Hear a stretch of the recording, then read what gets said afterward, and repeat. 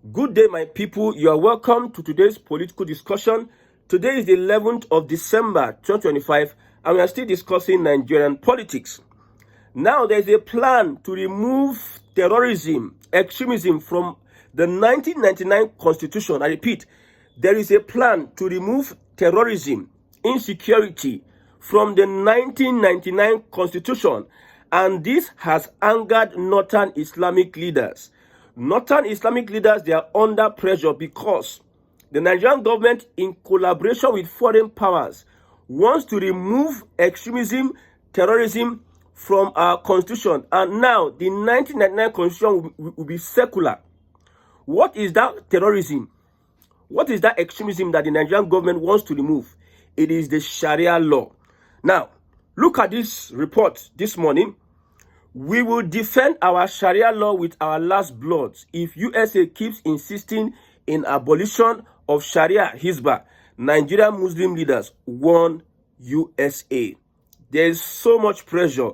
Most Muslim leaders, they are on the run because terrorism and the restructuring of our security apparatus.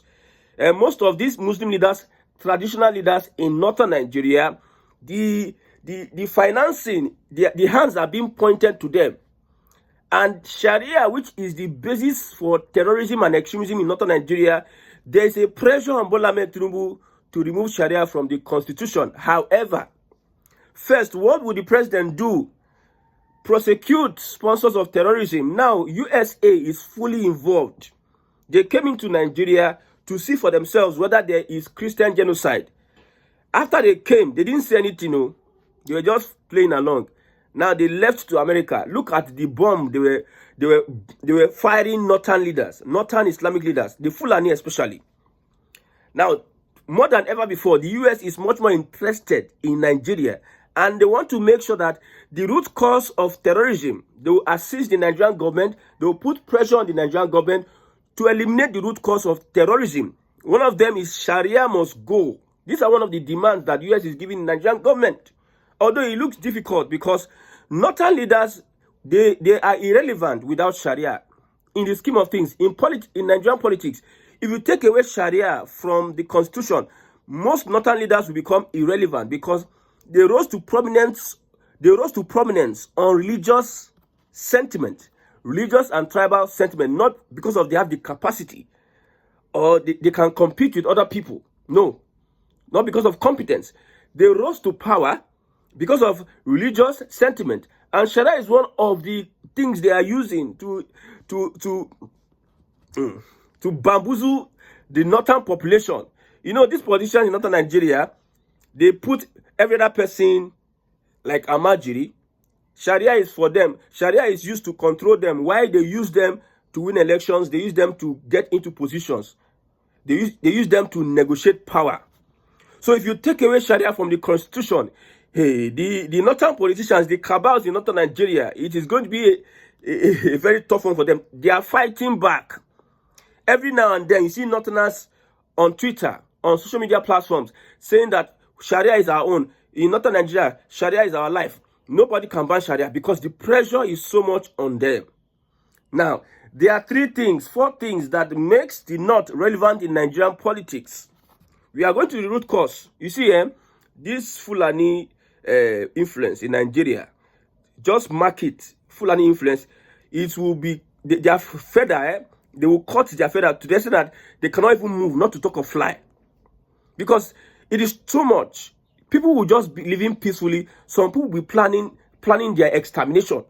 We are living in a country, everybody is living peacefully. You just enter people's farm, start killing people, you start framing people. Some of these farmers, these headers, they intentionally want to provoke a certain people so that there will be chaos and crisis. They know that they shouldn't be entering people's farms, but because they just want to create problem so that there can be attacks, so that there can be arrests, they will intentionally look for trouble and enter people's farms. So if they kill their cats, they'll say they're killing our cats, so we'll come for the previous attacks. They are the ones that first look for trouble. They are intentionally looking for trouble so that there will be chaos. So we cannot stay in the same environment with such people. Such people that they hijack power and they introduce nepotism, evil nepotism. Look at Buhari as president. Look at the kind of template he left as a leader. When Tinubu said he was going to enter Buhari's shoes, follow Buhari's shoes, the northern people were saying yes, yes, yes. Now, Tinubu is doing exactly even a better student than Buhari when it comes to appointment. The same northerners, they are crying. But they are the ones that started it. They are the ones that introduced it in Nigerian politics. I have said it before that if Tinubu wants zero, he must be able to decimate this Fulani influence. Yesterday, my broadcast, you see US and Tinubu cooperating. Know that there is a plan. Tinubu will say, okay, it is not me, it is US that wants Sharia awful. Mind you, let us tell the truth. Nigeria is not independent yet of external influence. So if you're a Fulani politician, if you're a Fulani religious leader, and you see that there's so much pressure on Tinubu, and he has no option than to obey. Okay, under Jonathan, what did the Fulani leaders do? Under Jonathan, what did the Fulani leaders do? They took Jonathan, they took the insecurity, went to report to the United States, and the United States intervened. So no Northern should come and tell me, no Fulani of cabal should come and tell us that if he's incompetent, he should go. No, you people took Jonathan. Instead of us looking at how we can resolve the issue within us in Nigeria, you people took Jonathan. Jonathan was doing all he can. He brought Iyejilika to deal with these bandits. You people said he was killing Northerners. He was killing Northerners because you had a plan to hijack power. You never wanted him to spend... You say he has spent 6 years. He cannot spend 8 years. That was the reason why you wanted to take over power from him by all means. Because without power, Northern Nigeria becomes irrelevant. And how do they get access to power? Number one, Sharia in the constitution. Sharia in the constitution. That's how they get into power. You see all these Muslim leaders. Look how they organize a program just to be about Sharia. We will not remove Sharia. You see how they are up and doing. You see the effort they are putting towards, we don't want the protest they are doing. If they use that same effort and hold their leaders accountable and fix Northern Nigeria and fix insecurity, I don't think we'll be where we are today. But because of the hypocrisy way they wear as Agbada, what their time, the efforts, their skills and their whatever, their knowledge, their wisdom, what they should use it to do, they will not use it, but for hypocrisy's sake. These leaders in Northern Nigeria, they don't mean well for the people, but the people are brainwashed through Sharia. Till today, the Hausas find it difficult. Hausa Muslims find it difficult to rebel against their Fulani leaders because they use religion. In Islam, you don't, if the imams come out and talk, everybody listen. Whether the imam drink kai before he talk, what they talk, whether the imam is wrong or not, if the imam has said it, everybody will bow down and listen. That is the problem. And they have used Sharia. They introduce Sharia in the constitution. That is why, you see, one thing that fears me about these northern politicians is their hypocrisy. How they can come out and barefaced lie. They'll just lie that it doesn't affect Christians. We have many people that have given encounters with this Sharia affecting them. During fasting time, they'll tell you, don't come out. Don't come out. Christians are living in the community. They say, don't come out. They'll use style. They'll be using style to pressure you, push you out of their state. See, there's a video I saw in South Africa. A Muslim body trying to use food and loans in poor communities, trying to use it to bring them into Islam, to convert them to Islam. Look at how they are using. They'll capitalize on hunger. They'll capitalize on unemployment. Okay, you're unemployed. If you want to get jobs, the more reason why they want to use power, you know why they want to use power. So when they get into power, they use power to suppress you and force you to convert to Islam. That's what they are doing. If they have opportunity, if they hold opportunities, if they take over the government, they will not hold the jobs. They will starve you of jobs. They will starve you of basic amenities. Why they're doing so is because they want to use force to convert you to Islam. That is why they must be in power at all times. If they are not in power, they are toothless bulldog. They cannot do anything. They know it's their live wire. And if Tinubu is able to abolish Sharia from the Nigerian constitution, he has done 50% of restructuring. If he's able to achieve that, he has done 50% of restructuring. Number one, Sharia. is what they used to become relevant in politics. Number two, political power. Without political power, North is irrelevant. What can they compete in compared to Southern Nigeria? If not, we get the numbers. We are in government. What else? Compare Buhari to Tinubu or any other Southern leader in competence, in experience, and what have you, in what they have built over time. Buhari is just because of religious sentiment, because of a population of sentiment entirely. I am this, we are from North. Not because of any capacity to do whatever, or there's no known track record. We have not seen it. You just say, because I am this, because I'm that, give me power. Give me power. So, Northern Nigeria, without political power, they can do nothing. Most people that I know, some people that have turned to Islam, they use economic pressure. They use it to pressure them to join Islam. If you want to get this position in government, if you want to get this and that, just align, become a brother. There are so much opportunities that go with you. They know how they do it. So the US, with the Nigerian government, they want to deal with the root cause. And this Sharia must be limited inside the mosque. It must be limited in the Quran. It should not be made a law. This is a secular state. You cannot... The people that forged the constitution, some of them are still alive. They are keeping quiet. They're not saying anything because they had an agenda. They gave some civilians to introduce the constitution to Nigerians. The civilians were saying that former Ohanese chairman, he was part of them. He said that he did not know what, he did not look, they did not give them time to go through the constitution. They just gave them to just present it to Nigerians. Because they had some very, very cunning agenda to push. And this is what we are seeing today. We have said it countless number of times that Sharia breeds terrorism. Sharia breeds insecurity. Sharia breeds Boko Haram. Sharia breeds a Almajiri that is a market for terrorists. Almajiri is a market. You see, you cannot come into Southern Nigeria and create such terrorist organization because we don't have that kind of Almajiri. Although we have the elite, our own kind of Almajiri, but we are not so bad that people will just want to kill because there's nothing. Because the system, the northern theocratic system, rendered them useless. What North is planning for Nigeria is that, okay, the North will be at the top of power. The South will be working. They're working. They'll be taking from South. They'll be filling their belly and using religion to control everybody, put everybody in bondage, as if they are casting a spell on us. And thank God Tinubu is using the same Muslim ticket to hit them back. He hit them where they don't know. Tinubu, Northern Nigeria will never ever forget Tinubu in the history of their lives. Will never forget Tinubu, Northern Nigeria. Because he has done... Now, currently, you would think that Tinubu does not know of all these things that are happening. Now that the US is pushing, US is, okay, do this. Security restructuring. He is under pressure. See, there's nothing you can do, Bola Tinubu.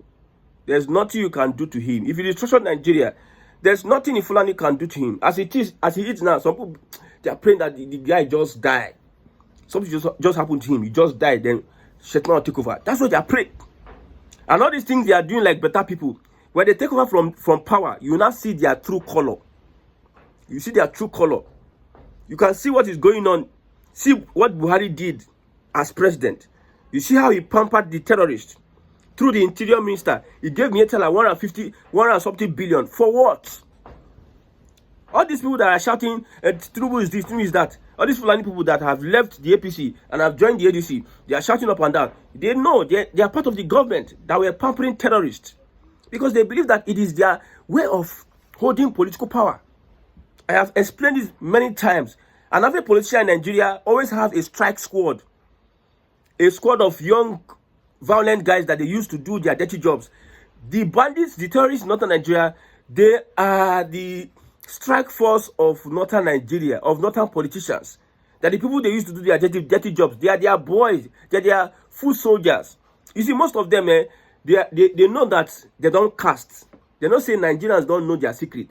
So if they are coming out to speak, they speak with carefulness. It's not so.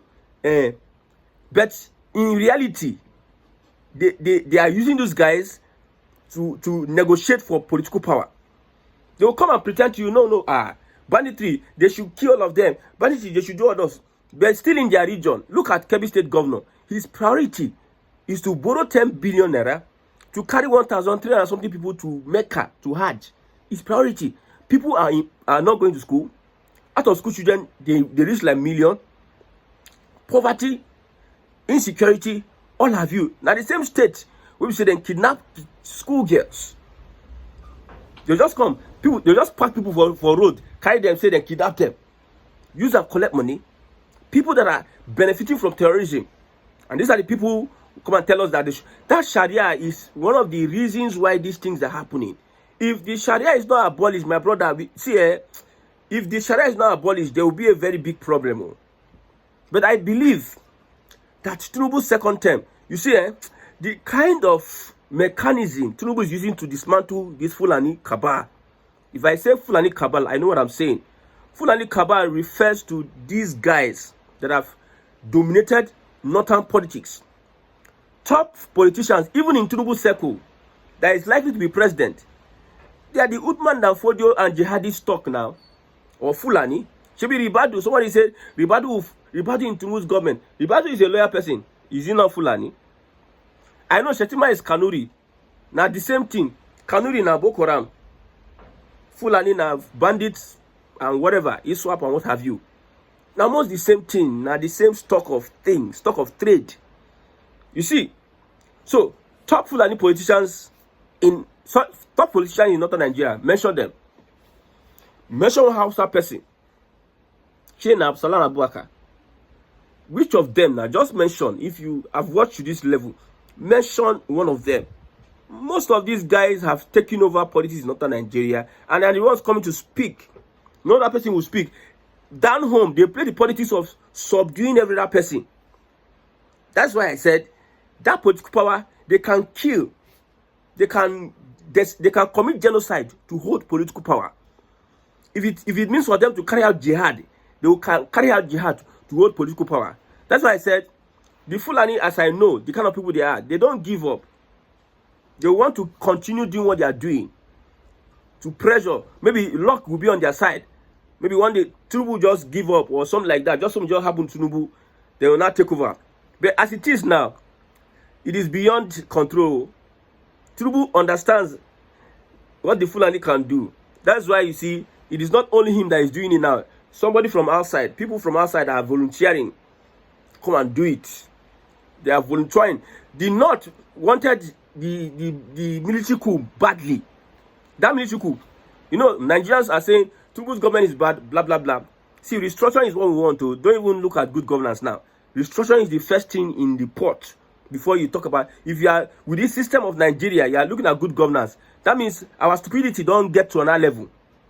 Restructure the country. Whether it is leadership restructuring, whether it is regional restructuring, whether it is our institutions restructuring, we need to restructure terrorism out of our constitution. You go see the watch. Now the fake meeting that was held, what were the discussions? They told Shetima, that grazing reserve, make sure that you take Fulani's herdsmen out of the roads, out of people's farms, and take them to grazing reserves. It's a mandate given to Shetima, and Shetima has no opportunity that has nothing to do that to obey. If he doesn't obey, he will collect what he understand. You know, saying like they shake now. No, they thought that they can use Shetima to catch Tinubu. Yes, you said the way he burned his face. If he handle Tinubu, you go shake Tinubu. Have you seen? Let me not talk that one. Let me not go personal on Tinubu. You want shake Tinubu. You saw the way his wife is an iron woman, and Tinubu can handle that kind of person. So you want shake? Can you even shake the wife of Tinubu? Not talk of Tinubu. Remi Tinubu with everything, the ironness and everything. Can you even shake the wife? A Tinubu that can control that kind of person. Well, thank God though. Thank God they underestimated Tinubu. If they have understood the kind of person Tinubu has been in political scene for a very long time, yet they don't understand the kind of person he is. They were carried away because of their hypocrisy, because of their evil agenda, they were carried away. Yes, they never knew when they were being played. You know, say if 419 one do for 1419 person, one deceived person, one do person. Now those greedy ones, they are too greedy for power. Those greedy, they want everything to them. They want to be controlling everything. Those greedy ones, not them.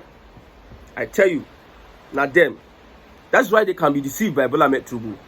As it stands now, United States hands don't dead there. It don't dead there. So nothing you can do. The highest thing you can do is that you want to change up for Tinubu. If you change up for Tinubu, Tinubu know what he will do. He will change up for you back. And thank God, Middle Belt is not part of the Arewa anymore. In spirit, it can be part of Arewa physically, but in spirit and in practice, Middle Belt are their position in Arewa, they are negotiating it. So if you want to change our Tinubu, if you want to go protest, mind you, our security, Southerners have more influence now. So no, it's not those ones that Northern as thank God for the Northern coup. That Northern coup help us to reset and restructure everything. Even though some people were saying it is not true, although it's an excuse they use to restructure and reset everything. Yes, and these are the realities that we are facing today. So, for the peace, for peace sake, the Quran is there. Imposing Sharia in our constitution in a secular country does not really make sense, because if Christians start imposing theirs, using threats, using violence, using terrorism to impose themselves on people, how does it make sense? They know that Christian is a peaceful religion. If they are going to even evangelize or come to meet you, to convert you, at your own will, if you say them go, they will go away. But these Islamic guys, they use deceit, manipulation, corner. Most of our senators now, some of them are becoming Muslim because of they promise them some goodies. If you join this religion, if you do this and that, if you respect the people, that's how they use respect the people here, then you have a lot of opportunities. That's how they bring into Muslim. You see, when somebody converts from Christian to Islam, you see how they are rejoicing. Islam will take over the whole world. But when a Muslim converts from Islam to Christianity, they want to kill that person. These are the people we are sharing the same country with. These are the people that want to take over power, want to rule us. May God in heaven help Nigerians.